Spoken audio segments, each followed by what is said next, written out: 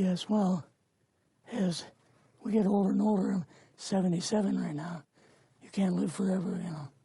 So if this procedure I'm going to have to clean the blood doesn't work, then I've got probably a few more months to make it before my kidneys shut down, you know.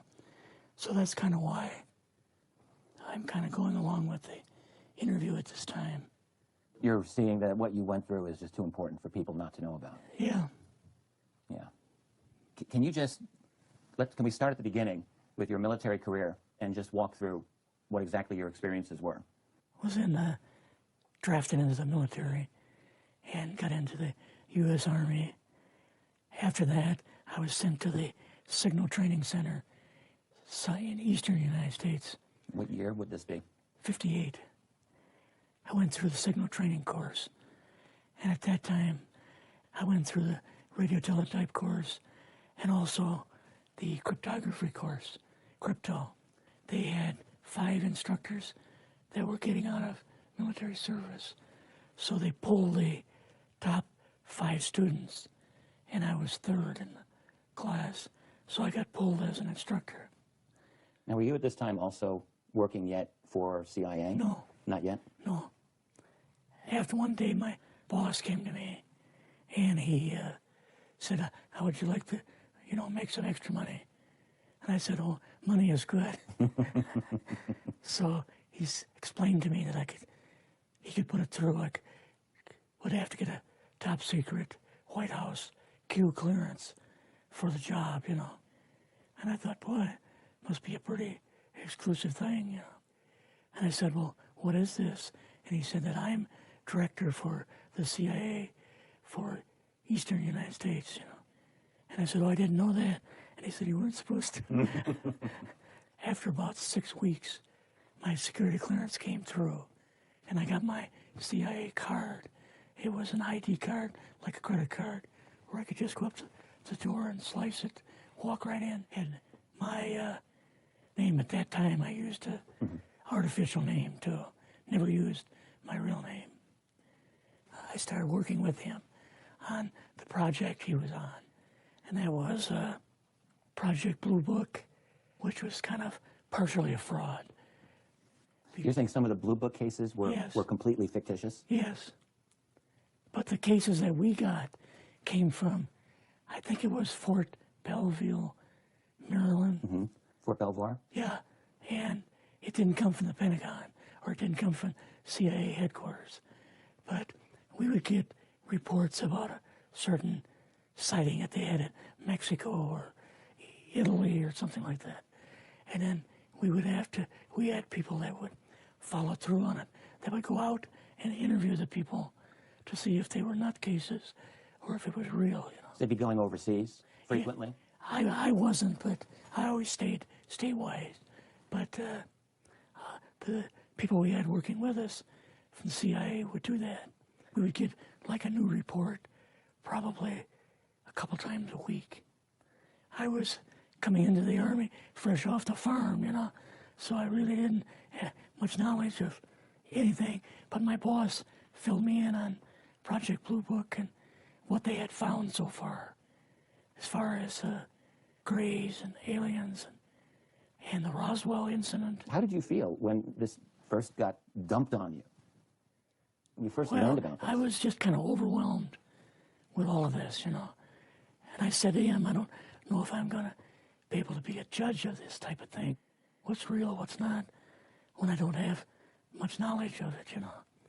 So... What did he say? He said, well, we have to build the information as we go, and you'll see how this thing is working out. And then the other thing is, of course, you really weren't able to tell family or close friends, obviously. No, I couldn't tell anybody. In fact, I had to take a vow that I wouldn't tell anybody.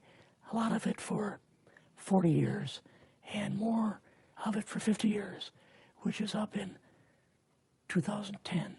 You're doing all this crypto work. You're looking at images, photographs, video. It's 1958, maybe the fall of 58. What happened after this? At that time, the Project Blue Book thing kind of went pot, you know. If you remember, back in those days, they kind of declared it as a nothing, you know. Right. And They were telling the world all UFOs are misidentifications, hoaxes, balloons. Psychological issues, whatever. Yes. Yeah. So my boss came to me and he says, we've both got a new assignment. And he said, oh, I said, where are we going? Oh, he said, we're going to the Capitol. We're going to be part of the Eisenhower push. He's trying to find out something all about these aliens that MJ-12 was supposed to find out, but never sent back reports to him. MJ-12, the UFO control group, were they calling it MJ-12 at that time? Yes. They called us in, went into the Oval Office, and President Eisenhower was there and Nixon, and they said, we called the people in from MJ-12 from Area 51 and S4, but they told us that the government had no jurisdiction over what they were doing. So being a general, past general, you didn't tell them to go to hell without any real good reason, you know. So he said, I want you and your boss to fly out there. I want you to give them a personal message. He says, I want you to tell them, whoever is in charge, tell them that to get in, they have this week, coming week, to get into Washington and to report to me. And if they don't, I'm going to get the First Army from Colorado, and we're going to go over, we're going to take the base over. I don't care what kind of classified material you got. We're going to rip this thing apart. Eisenhower was going to invade Area 51. Yeah, with the First Army. So you go out with your superior. Yes. You fly out. You land. What happens? Can you describe this whole process, what you saw? They took us the 13 or 15 miles south to S4 and like different garage door openings. Okay. And in these garage door openings, they had like different saucer crafts. The very first one had the Roswell craft in. It was kind of crashed up, but apparently every alien that was in it died except for a couple. So you see the Roswell craft, and what are some of the others that you see? Well, the Roswell craft was really strange because it looked like real heavy aluminum foil. We could rock next to it, and you could rock it. The whole thing probably weighed 150, 300 pounds. Could they tell what the source of power was of this craft? Yeah, it was like a reverse gravitational thing of some kind. In fact, later on, I got the mathematical code for reversing gravity in a 3x5 card. I guess there are different types of grays and so on. How did you see that evidence? Well, at the later on at S4, we viewed the autopsy film, and then the colonel said, "What we've got in here is we're interviewing a gray alien." All right, right there. How did you feel at that moment? Well, I thought, boy, we had no idea we were going to see the real thing. All we saw was film. You had to have a little bit of heart racing at that moment. My boss was able to go in and had a partial interview with him. So what did this gray alien look like? Could you describe him a little bit? This one looked a little bit oriental. So I'm just wondering, if it looked almost human, what about this didn't look human? No, it didn't look human as far as the skin tone and basically the shape of it and the size. How was its head size compared with a normal human, for example? Brain was kind of a little bit bigger. And some of the nose was very, very small. And the ears were just like holes. Mouth was very small. Now, why were they bringing you out here at all, anyway, to see an alien? What was the point? To go back and tell the president they actually had one. So he did not know at this point No. if there was an alien at S4? No. What did you do then at Area? Were you done, or did you have other things to do? Yeah, at so S4? basically we were kind of done. Went back to Area 51. They took us into the main building, and there we saw a U-2, which of course we didn't know existed. And the a model of the SR-71. Yeah, the Blackbird. So, but like I mentioned earlier, it was not a model of the current Blackbird, earlier Blackbird, version, but an early version. Did you go directly to Washington after this? Yes. Or did you go somewhere else? How did they get, did you fly regular airline? We flew back to the commuter plane back to the air base, and then took President Eisenhower's Lockheed Electra back to Washington. You and your supervisor, Yeah. superior officer, and now you're meeting with the president? Yes. Can you describe this?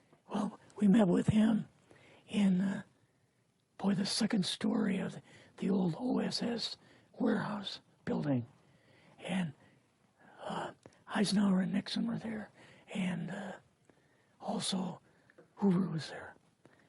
So he asked us what was going on, and we told him about the alien, the whole situation, and the black projects and so on. And he was just totally shocked.